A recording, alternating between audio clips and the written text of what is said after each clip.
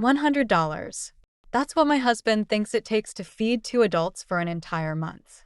I stare at the budget spreadsheet he's pulled up on his laptop, wondering if maybe I've finally lost my grip on reality. Christina, we need to make some adjustments, Daniel says, his voice carrying that lawyerly tone he uses with difficult clients. Our household expenses are out of control. I trace my finger across the screen, past the columns of numbers that apparently define my worth. You want me to cut our monthly food budget from $800 to $100? It's completely doable. He straightens his tie, not meeting my eyes. Other families manage just fine. The laugh that escapes me sounds foreign, almost hysterical. Which families? The ones that photosynthesize. This isn't a joke. His jaw tightens. Either you figure out how to make it work, or we need to discuss other arrangements. The threat hangs between us like poison gas. After 12 years of marriage, after giving up my marketing career to support his climb up the corporate ladder, he's reducing our relationship to an ultimatum over grocery money. What exactly do you mean by other arrangements? I ask, though I already know. A separation might be necessary if we can't align our priorities. He closes the laptop with a snap that makes me flinch. I have a meeting. Think about what I said. I watch him gather his briefcase, adjust his perfectly pressed suit, and walk out without a backward glance. The house feels suddenly vast and empty, like a museum dedicated to all the compromises I've made. My phone buzzes with a text from Grace, my best friend. Lunch today? I type back, can't. Need to figure out how to feed two people on $3.33 a day. Maybe we can split a ramen noodle next week. Her response is immediate. WTF. I stare at those three letters, feeling something shift inside me. The fear and shock begin to crystallize into something harder, sharper. Daniel's ultimatum isn't about money. Our joint account shows his latest bonus could feed an army for a year. This is about control, about breaking me down piece by piece. Well, he's about to learn something about me that he seems to have forgotten. I'm not just the compliant housewife he married. I'm the woman who once orchestrated million-dollar marketing campaigns, who turned failing brands into gold.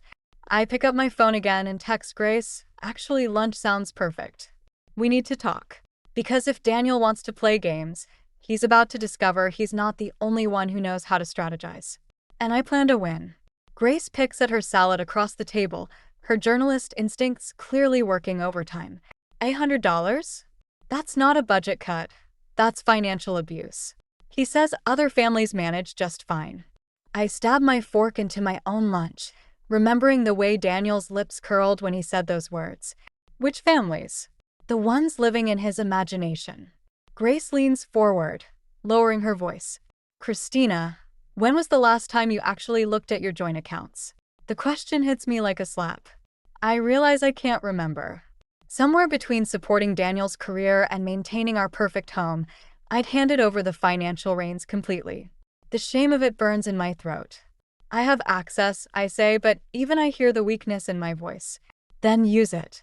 Grace pulls out her phone, slides it across the table. Log in. Right now. My hands shake as I type in the credentials. The numbers load, and for a moment, I think there must be a mistake. I blink, but the figures don't change. That's impossible. I turn the phone toward Grace. He said we needed to cut back, but there's over $200,000 in savings alone. Grace's expression hardens. And look at the recent transactions. I scroll through the list, each entry making less sense than the last. Regular withdrawals to an account I don't recognize. Charges at restaurants I've never been to. A hotel booking from last Tuesday, when Daniel claimed he was working late. He's not cutting costs, I whisper. He's covering something up. Or someone. Grace's words hang in the air between us. The memory surfaces. Daniel's cologne different last month. The way he angles his phone away when texting. Those mysterious late meetings that never used to happen before. All the little things I'd dismissed, explained away. Because good wives trust their husbands. I need to go home, I say, standing abruptly. Christina, wait. Grace grabs my wrist. Don't confront him. Not yet. You need a plan first. A plan for what? For protecting yourself. For finding out exactly what he's hiding. She squeezes my hand. and for making sure he regrets ever thinking he could play you for a fool. I sink back into my chair, my mind already racing ahead. Daniel taught me about strategy during our marriage. All those nights listening to him practice his closing arguments, watching him manipulate witnesses on the stand. He never realized he was teaching his techniques to someone who used to orchestrate corporate takeovers for a living. You're right, I say finally. I need to be smart about this. Grace nods, satisfied. So where do we start? I pull out my own phone, opening the banking app. First, we follow the money. Then, we make him wish he'd never tried to put me on a budget. The restaurant receipt falls from my trembling hands onto the mahogany desk in Daniel's home office. Le Petit Jardin, $340 for dinner last Tuesday. 2 glasses of Bordeaux, the truffle risotto he always said was pretentious, and a chocolate soufflé for 2. I know that restaurant. I've wanted to go there for years. Daniel always said it was overpriced. My phone buzzes, Grace's latest text. "P.I. got the photos. Coming over now." I hear the front door open downstairs. Daniel isn't due home for hours. He's at another late meeting. I stuff the receipt back where I found it, between credit card statements filled with similar evidence of his double life. Grace appears in the doorway, manila envelope in hand. "You need to sit down for these. Just show me." She spreads the photos across the desk, and my world shifts on its axis. Daniel, outside Le Petit Jardin, his hand on the small of a woman's back. Daniel, laughing at something she's said. Daniel, kissing her in the parking lot of his law firm. "Her name is Sophia Carter," Grace says quietly. "First-year associate at the firm. 28 years old." The numbers click into place. The mysterious withdrawals, the budget cuts, the late meetings. He's been financing their affair with our savings while trying to starve me into submission. There's more, Grace continues. The PI followed them to the Westbrook Hotel. I finish for her, remembering the charge from last week. I know. A key turns in the front door. Footsteps on the stairs. "Christina." Daniel's voice carries up from below. "Why are there lights on up here?" Grace moves quickly, sweeping the photos back into the envelope. I grab it, shoving it into the desk drawer just as Daniel appears in the doorway. "What are you doing in my office?" His tone is sharp, controlled, the voice he uses when cross-examining witnesses. "Looking for stamps." I lie smoothly, amazed at how steady my voice sounds. Grace needed one for a letter. Daniel's eyes narrow, shifting between us. "In my desk." "Where else would they be?" I stand, forcing a smile. "We're heading out for coffee. Don't wait up." As we pass him, I catch a whiff of perfume, not mine, clinging to his collar. My stomach turns, but I keep walking. In my mind, I'm already calculating 12 years of marriage, joint accounts, his partnership at the firm, and now documented proof of infidelity. "You okay?" Grace asks once we're in her car. I watch our house disappear in the side mirror, thinking of all the dreams I buried there. "No," I answer honestly, "but I will be. Call your divorce lawyer friend." It's time to show Daniel exactly what happens when you underestimate your wife. The divorce lawyer's office feels too warm, despite the October chill outside. I watch Sarah Chin, Grace's recommended attorney, review the evidence we've gathered. Her expression remains neutral, but her fingers tap faster against her desk with each new photo. "The affair is clear-cut," Sarah says finally. "But there's something else you should see." She turns her monitor toward me, showing a series of financial records. "Your husband's been moving significant amounts of money offshore." My throat tightens. "How much?" "Nearly $2 million over the past year." She highlights several transactions, all while trying to restrict your access to household funds. The room spins slightly. $2 million. The food budget ultimatum wasn't just about control. It was about draining our accounts before I noticed. My phone buzzes. A text from Daniel's brother Oliver. "Need to talk. Urgent. Meet me at Murphy's in 30. I show Sarah the message. She nods. "Go. But remember, anything he tells you could be relevant to the case." Murphy's is nearly empty when I arrive. Oliver sits in a corner booth, looking older than his 38 years. He doesn't stand when I approach. "Daniel knows you've hired a PI, he says without preamble. My coffee cup freezes halfway to my lips. "How?" Someone at his firm saw you meeting with Grace's contact. Oliver leans forward. But that's not the worst part. Sophia's pregnant. The cup slips from my hand, coffee spreading across the table like a dark stain. Oliver hands me napkins, but I can't make my fingers work properly. He's planning to leave you anyway, Oliver continues.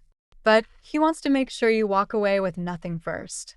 That's what the budget thing was about, making you look financially irresponsible before filing for divorce. A waitress appears with fresh napkins and a new coffee. I watch her clean up the mess, feeling strangely detached from my own body. Why are you telling me this? I finally ask. Oliver's face hardens. Because he did the same thing to his first wife. The world stops. What first wife? He never told you? Oliver's laugh is bitter. Of course he didn't. The marriage lasted 11 months, right before he met you. He cleaned her out completely, claimed she was mentally unstable and financially reckless. Sound familiar? I think of the offshore accounts, the calculated cruelty of the food budget, the careful paper trail he's been creating. All this time, I thought I was uncovering his first betrayal. Instead, I'm just the second verse of a song he's sung before. I have to go, I say, standing abruptly. I need to call Sarah, need to move faster, need to beat him at his own game before history repeats itself. Oliver catches my arm. Christina? Make him pay this time. Sarah's office feels like a war room now, scattered with documents and digital records tracking Daniel's financial movements. My laptop shows my growing cooking blog's analytics, 30,000 followers and climbing. The offshore accounts are just the beginning, Sarah says, spreading out new documents. We've found shell companies, hidden assets. My phone interrupts with a text from Daniel, coming home early. We need to talk about your recent activities. He's trying to force your hand, Sarah warns. Don't. Another text buzzes through, found your research on divorce lawyers. Disappointing. I silence the phone, but my hands won't stop shaking. He's been watching me. That's why this has to happen today. Sarah slides a document across her desk. Your temporary restraining order. The evidence of financial abuse is strong enough. A third text breaks through. Sophia's moving in next week. I trust you'll handle this gracefully. The room tilts sideways. I grab the desk edge, steadying myself. Christina. Sarah's voice seems distant. We need to move quickly. Once we file. No. The word surprises us both. Not yet. He's trying to intimidate you. I know. I stand gathering my things. But I learned something from those marketing campaigns I used to run. Timing is everything. My phone rings, Grace. Turn on Channel 7 now. Sarah flips on her office TV. There's Daniel, standing outside the courthouse, arm around Sophia, speaking to reporters about some high-profile case he's just won. The camera zooms in on Sophia's hand resting on her stomach, a massive engagement ring catching the light. The press loves him, I say quietly. The brilliant lawyer, trading up for a younger model. If we move now, he'll spin it his way. Make me look like the bitter ex, just like he did with wife number 1. Then what's your play? Sarah asks. I open my laptop, pulling up my blog's latest post, a simple recipe for revenge served cold. The view count is climbing by the hundreds. Daniel thinks he's the only one who knows how to build a narrative. I turn the screen toward Sarah. But he forgot what I used to do for a living. I've been documenting everything. The budget cuts, the gaslighting, all of it. My followers think it's fiction, a serialized story about financial abuse. They're invested. They're angry. And they're waiting for justice. You're building public support, Sarah says slowly.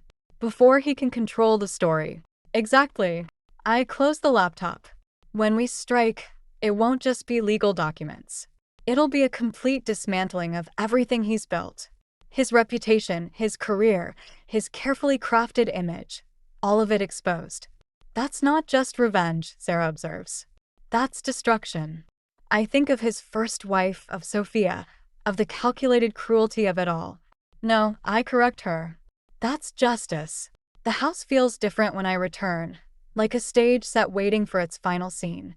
Daniel's already home, his suit jacket draped across the kitchen chair where we used to share morning coffee. Your blog is quite creative, he says without turning around. Though I'm surprised you'd risk defamation charges. It's fiction, I reply, keeping my voice steady. Any resemblance to persons living or dead is purely coincidental. He laughs, but it's a hollow sound. 2 million readers now, isn't it? Quite an audience for your little revenge fantasy. 3 million as of this morning. I move toward the kitchen island, maintaining distance. People love a good story about justice. Justice. Now he turns, and I see something dangerous in his eyes. Like what you did to our accounts this morning? My heart stops. I'd transferred half our joint savings.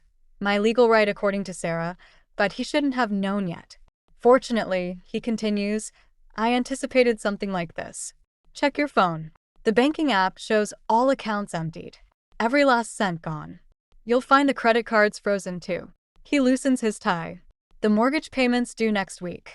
Shame about your cooking channel income. Seems YouTube flagged it for suspicious activity. Could take months to sort out. The room spins slightly. I grip the counter to stay upright. Your mother's reverse mortgage was approved quickly, he adds. Being her power of attorney has its advantages. She'll need to vacate within 30 days. You can't. I can do anything I want. His smile is razor sharp. I'm a partner at the firm now. Announced today. Your timing couldn't be worse. My phone buzzes, Grace sending an urgent warning. But it's too late. The restraining order application was ambitious, Daniel continues. Unfortunately, the judge is an old friend. He's concerned about your mental state, especially given your online activities. The emergency psychiatric hold is just a precaution. Sirens wail in the distance, growing closer. Don't worry about Sophia, he says, straightening his tie. She'll take good care of the house while you're getting help. The doctors think 3 months should do it. Maybe 6. The sirens stop outside. Heavy footsteps approach our door. You forgot something crucial, Christina. Daniel moves closer, his voice soft. I don't just practice law. I shape it, bend it, break it when necessary. The door bursts open. 2 officers enter, followed by paramedics with a gurney. This is going to destroy you, I whisper. His smile never wavers. No, darling. This is me saving you from yourself. It's what any caring husband would do. As they lead me out, I see Sophia watching from her car across the street, one hand resting protectively over her stomach. She raises the other in a small, triumphant wave. 72 hours in a psychiatric hold gives you time to think. Time to remember who you used to be. Time to plan. The hospital releases me into the golden light of a Sunday morning. Grace waits in her car, engine running. Your mother's safe at my place, she says as I slide in. And the story drops in 5 minutes. I check my phone, still no service. Daniel's work is thorough. He won't expect you at the firm's charity gala, Grace says, pulling into traffic. Oliver got us tickets. Is Sophia there? Front and center. The devoted pregnant fiancé. My hands smooth down the black dress Grace brought. Designer, elegant, dangerous. How many reporters? All of them. Grace's smile is sharp. Amazing how many anonymous tips they received about Daniel Reynolds' history of financial fraud and spousal abuse. The hotel ballroom glitters with wealth and power. Daniel holds court near the stage, Sophia at his side, her engagement ring catching the light.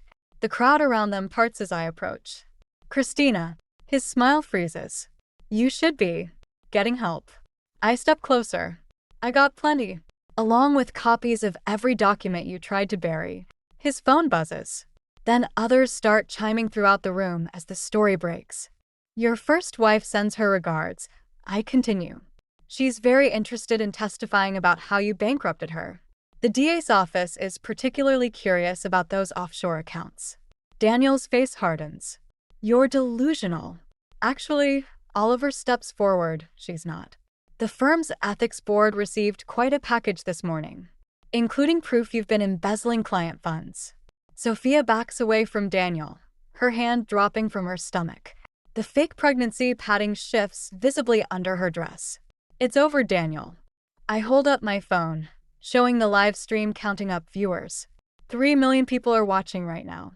They've followed every episode of my fiction blog. They know everything. You can't, he starts.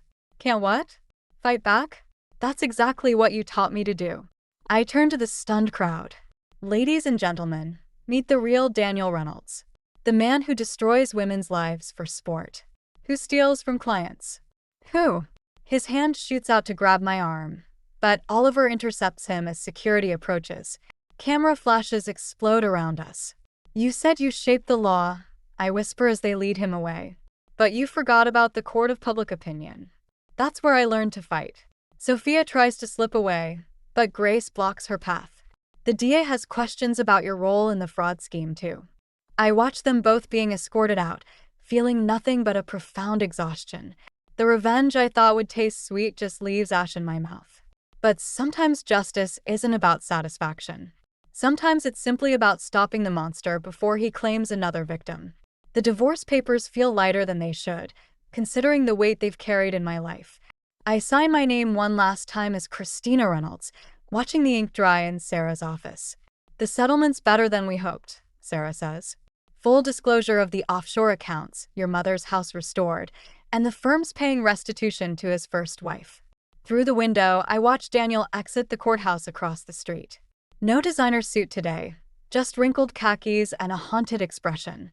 His brother Oliver walks beside him, their conversation appearing heated. His sentencing is next week? I ask. Reduced charges in exchange for testimony against larger players. Sarah gathers the papers. He'll serve time, but not as much as he deserves. My phone buzzes with comments on my latest blog post, a recipe for healing, garnished with truth. The community that followed my story of revenge now watches me rebuild, one honest meal at a time. Oliver sent me something, I say, pulling out an old photograph. Daniel at 18, accepting a scholarship. He's so small. Don't, Grace warns from her corner. He doesn't deserve your empathy. It's not empathy. I study the boy in the photo, his desperate smile, his second-hand suit. It's understanding. He spent his life terrified of being powerless, so he made sure he could control everything, everyone. Some would say that explains his actions, Sarah observes. No. I place the photo in the shredder. It just helps me recognize the warning signs next time. My phone rings, the television network wanting to finalize the contract for my new cooking show. Not about revenge anymore, but about restoration. About feeding your soul when life has starved you of dignity. Ready? Grace stands, car keys jingling. I gather my things, pausing at Sarah's door. Through the window, I see Daniel looking up at the building. Our eyes meet briefly across the distance. He raises his hand, not a wave, but a gesture of something. Acknowledgement, maybe. Or surrender. I don't respond. Some debts can't be paid with simple gestures. You know, Grace says as we leave, most people would have stopped at divorce. Not many would have exposed an entire corporate fraud scheme. Most people weren't trying to feed a family on $100 a month. We step into the sunlight, and I feel the warmth on my face. Ahead lies my mother's house, saved and waiting. My growing business. A future built on my own terms. Was it worth it? Grace asks softly. I think of the boy in the photograph, who became a man who tried to break me, who taught me instead that revenge isn't about destruction. It's about reclaiming your power, piece by piece, until you're finally whole again. Ask me tomorrow, I say, and step forward into my own story.